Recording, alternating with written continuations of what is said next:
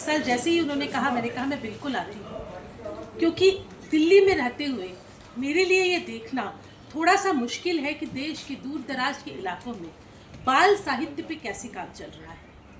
और आज जब मैं आप सबको यहाँ देख रही हूँ, मुझे हार्दिक खुशी है कि आप लोग जितना काम कर रहे हैं वो शायद राजधानी में बैठे हुए लोग नहीं कर पा रहे हैं।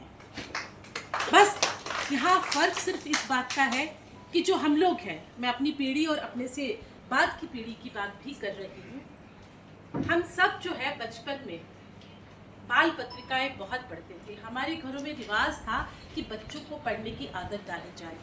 फिर मैं बचपन में नंदन पढ़ती थी और उसके बाद जब नंदन की संपादक बनी और आप सबकी रचनाएं छापने का मुझे मौका मिला, तो मैं सच कह रही हूँ, दिल से बहुत बहुत खुशी मिली मुझे। पर काश कि मैं कह पाती कि आजकल के जो बच्चे हैं वो भी उतनी ही चाव से हिंदी में पढ़ते हैं जितना हम पढ़ा करते थे। तो ये जो मैं ह्रास देख रही हूँ, मुझे लगता है कि मुझे अपने वक्तव्य के शुरू में उस बारे में भी बात कर लेनी चाहिए। हम सब अगर अंदर झांके तो हमें पता चल जाएगा कि हिंदी के प्रति लोगों का मोह या कम से कम पढ़ने का मोह क्यों घट रहा है। मैं ये दावे के साथ कहती हूँ क्योंकि मैं तो एक दक्षिण भारतीय हूँ, मेरे नाम से ही जाहिर है, मैं जयंती रंगनाथन हूँ, मैं तमिल भाषी हूँ और मैं बैंक की नौकरी छोड़ के पत्रकारिता में आई और लिखने लगी क्योंकि मेरा पैशन था, मैं दिल से चाहती थी कि लिखूँ। मुझे लगता था ज़िंदगी में ये काम मैं ज़्यादा बेहतर तरीके से कर पाऊँगी। और इसके बाद अपनी जो ये लंबी यात्रा है, कई लोगों को मैंने पूछते सुना कि आप बैंक की नौकरी छोड़ के क्यों आ गए लिखने में। अब उनको कैसे बताया जाए कि बचपन में जिन लेखकों की कहानियाँ और कविताएं पढ़ के मन में कुछ ये भाव आया कि ये हमें करना चाहिए या कुछ सीख मिली। ये लगता है कि आप ये सीख अपनी लेखनी से दूसरों को दे सकते हैं। बिल्कुल यही तो खासियत होती है एक लेखक की, क्योंकि हम लोग कभी भी स्वार्थ सुखाए नहीं लिखते और लिखना भी नहीं चाहिए। हमारे लिखने का मकसद पुनः ही ये चाहिए कि हमारी बात दूर दूर तक पहुँचे, दूर बैठे किसी बच्चे तक पहुँचे। और वो बच्चा जो है जब जिंदगी में कुछ करने का निर्णय ले, कुछ करने का निर्णय ले, तो हमारी कहानी या हमारी कविता एक बिंदु बनकर उसके दिल में उतरे। और मुझे सच में इस बात को लेकर बहुत अफसोस है कि कम से कम बड़े शहरों में हिंदी पढ़ने की आदत छूट रही है। लोग नहीं पढ़ना चाहते, तो वापस हम कैसे लाएंगे? बिल्कुल आसान सी बात है, आप ही सब लोग लाएंगे वापस।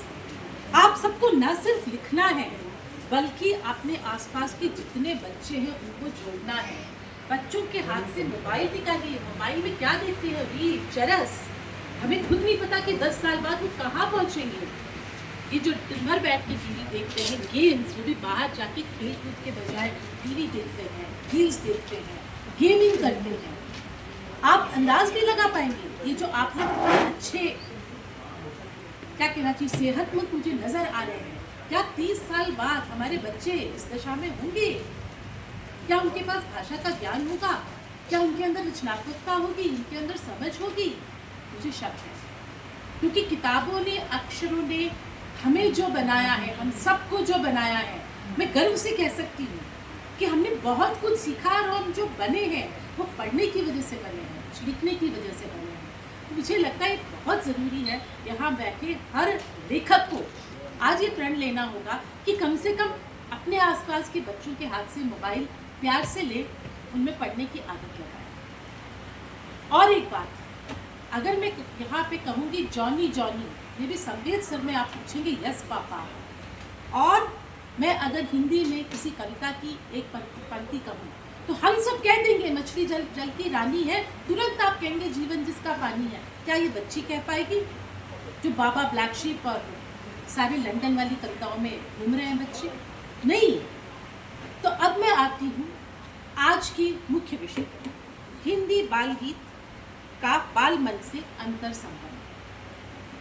जैसे मैंने उदाहरण दिया, बाल गीत नर्सरी में हम क्यों पढ़ते हैं? सबसे पहली बात तो भाषा से एक रुझान जो बढ़ता है वो सबसे पहले गीतों से ही क्या कहें एक अंतर संबंध कायम होता है। तो बाल गीत अगर आप अपने बच्चे को अपनी मातृभाषा में पढ़ाएंगे तो सबसे पहली बात, वो मातृभाषा से दूर नहीं भागेगा। सीखने दीजिए ना इंग्लिश में, इंग्लिश मीडियम स्कूल में जाता है, वहाँ तो वो सीख के ही आ रहा है नर्सरी राइम्स और पोएम्स।